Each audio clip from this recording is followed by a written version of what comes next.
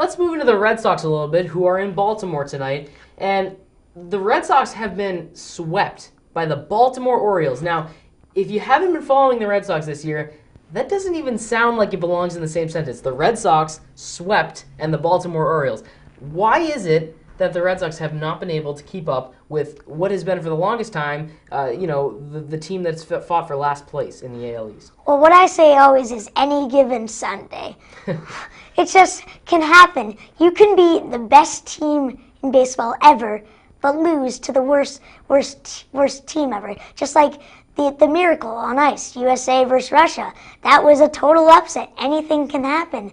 It doesn't matter if you're undefeated 108-0, if you're something like that against a team that hasn't won a game. Like you could look at the Lions, they had a bounce back season this year, certainly better than last season. It's just any given Sunday, anyone can win. It's just that it so happens that the team that swept swept Boston last time was the Orioles. Now, do the Red Sox, do they have a disadvantage coming into this series after a really tough series with the Kansas City Royals, losing like 12-5 on one occasion? Is their morale less than what it should be at this point in the season, or is it too early to judge? It's way too early to judge. It has been not even mid-season yet, so you can't really judge anyone yet. I mean, the Orioles can end up being the World Series champions for all we know this year. So, the Red Sox aren't out of it this year, and I think that even with one tough loss to Kansas City, they can still make a bounce back and still do really good. Let's talk for a little bit about the Red Sox pitching, and this has been their prize, their golden egg, the thing that they can count on the most is their pitching rotation, especially that you have to have something you can count on to play baseball in the AL East. It's arguably the best division in baseball. Clay Buchholz going for his 8th straight on-the-road win tonight, eighth win overall, my mistake. Does he get it, or is he not able to hold on tonight? I think he will be able to get it because Clay Buchholz, in my eyes, is one of the most outstanding pitchers I have ever seen on the Red Sox. He's just one of those young guys who can come in, get a strikeout, throw a shutout, you name it. He's very talented. I think another good pitcher to look for is John Lester this season, and I think we can deal without Beckett. Okay, well, let's talk about the Red Sox 7, 8, and 9 spot, and Bill Hall is an interesting substitute. Tonight he'll be playing center field. Can he match the offensive production, which is normally put out by the center field position in the Red Sox? I think he can. Last night he had a home run, and I think he's a very talented athlete. He just hasn't got his big moment yet. But when he does, he will just be a huge star. He's very young and he's up and coming, and I think he's a very good sub. Do you see that big moment for Bill Hall, a guy coming from the Mariners? Do you see that coming as a member of the Red Sox, or is that going to come later in his career? I think it will come as a member of the Red Sox because the Red Sox have had a huge history, and I think with big players making big plays, and I think Bill Hall will be one of them. Well, as we wrap up our Red Sox discussion here, let's just get a prediction for tonight's game. All the people that are out there watching, what does Dylan Volman say is going to happen? I think the Red Sox are going to win 6-4. 6-4. That sounds good to me. And I think Buchholz is I think our relievers are going to give up half of those runs. I think Buchholz can only give up 3 runs tonight, and our relievers are going to struggle, but we'll still win. All right, well, Boston Bruins for a little bit, and NESN.com has been doing something really interesting. They've been having some mock drafts for the Bruins to kind of give Bruins fans some type of idea of what's to come in these coming months for the Boston Bruins. Now, Dylan, who would you say are the most likely picks for the Boston Bruins coming into next season? I think the most likely picks are Taylor Hall and Tyler Seguin, thank you. So I think those are the 2 most likely picks. They're both very young and talented athletes, and you know who else would they choose? That's like if there's 2 people out there that are good, it's going to be one of them, especially because they have the 2nd pick in the draft. So right. One or the other. Right. So a positive outcome nonetheless coming from the Bruins 2010 draft. Let's talk. Earlier in the headlines, we mentioned the Bruins have just signed, or you mentioned the Bruins have just signed Sean Thornton for 2 more years.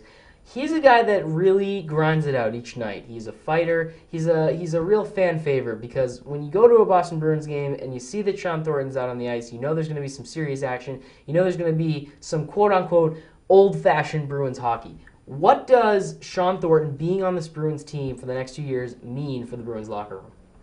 It means that they can keep producing and keep having a lot more fights and keep entertaining the fans. I think Sean Thornton is a very talented player who gets into a lot of fights. He's very tough, very aggressive, very strong, and I think he'll be key to the Bruins. Do you see him getting injured this year with the aggressive style of play that he has? I really don't. I mean, he is so strong that he can withstand a lot of injuries, and I think Not very prone? Yeah, not very prone. And so I think that he won't get injured this season. Let's talk a little bit about the line that he'll be playing in. I don't follow the Bruins, so I don't really know the line, but I don't really know his position, but I know that he can carry any line any day. Just be so aggressive to carry any line. Now, the Bruins goalie situation, which in a lot of ways carried them through the end of the postseason, Tuukka Rask was red hot, but also let in a couple of soft, disappointing goals as we neared the end of the season, especially in their final playoff round against Philadelphia. Do you see Tuukka coming in with the same energy and the same talent that he had this season that was so valuable to the Bruins? I think he will, but here's my prediction. He will get injured, and then we'll bring in Tim Thomas, and Tim Thomas will have a breakout year, just like really? 2 years So you ago. see Tim Thomas having a breakout year because he is getting old. A lot of people would argue with you. Well, I think that, like I said before, any given Sunday, Tim Thomas will have another breakout year, and Tuukka Rask will get injured. As much as I don't want that to happen, I know it will. Tuukka Rask is an outstanding goalie, but I think it's Tim Thomas's time to shine again. Well, the Bruins had an interesting fight, or an interesting series with the Buffalo Sabres. They did come out on top in the end, but during the regular season, the Bruins didn't have the same kind of luck against Buffalo. So, in the 2010 season, Bruins going to Buffalo, do you see them handling Buffalo the same way they did in the playoffs, or will they have a little more trouble against the team that was the number one in the East for a while? I think that they will have no problem handling them like they did last year, because even though the Sabres have one of the best goalies in the league, I still think that the Bruins are able to beat the Sabres. And any given Sunday, even if they're worse, they're going to come on top when it comes to facing the Buffalo Sabres. Now, Steve Monador and Ryan Miller, two of the highlights on the Sabres. Steve Monador, a real goal scorer, very aggressive, very on top of things to say player. And Ryan Miller, when you look at goalie comparisons, you said Tim Thomas is going to have a breakout year. Ryan Miller is regarded as the best goalie in the NHL, or one of the best goalies in the NHL. How do the Bruins, goalie-wise, stack up against the Sabres? I think that they have two outstanding goalies, Tuukka Rask and Tim Thomas, and either which they're both outstanding goalies and can stop Buffalo. And I think Boston on offense is able to score even against Ryan Miller, and that's just how talented they are.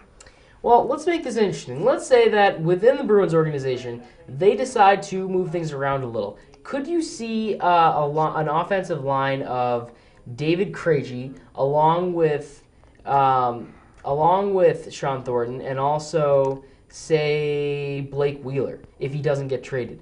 Does that line does it play for you? Is that something you think would be possible?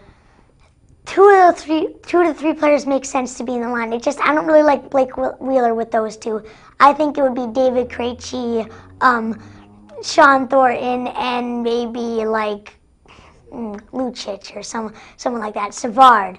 I think that I need to be more evenly matched than Blake Wheeler. And Blake Wheeler is a decent player, but I don't think he's decent enough to be in a line with Sean Thornton and David Krejci. Let's talk a little bit about Daniel Paille, a defenseman who really made his mark toward the end of last season. How crucial is he going to be to this Bruins organization as taking a little bit more of a leadership role going into next year? I like to say offense wins games, defense wins championships.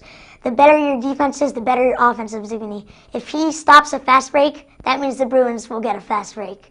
that's why I think that he will be key to the Bruins season as well as Shaw and Thornton this year. Well, let's go rewind a little bit and talk a little bit about that last disappointing series with the Philadelphia Flyers. If the Bruins had David Krejci back in the starting lineup against the Flyers, do they pull that series off? Yes, definitely, no doubt about it. So, to you, that is the sole reason why the Bruins lost? Well, one of the sole reasons. The other, I think, is that Tuukka Rask didn't do as well as he should. But I think David Krejci is very key to us, and him being out is pretty disappointing. And so if we had him in the lineup, we could have just pretty much won the series.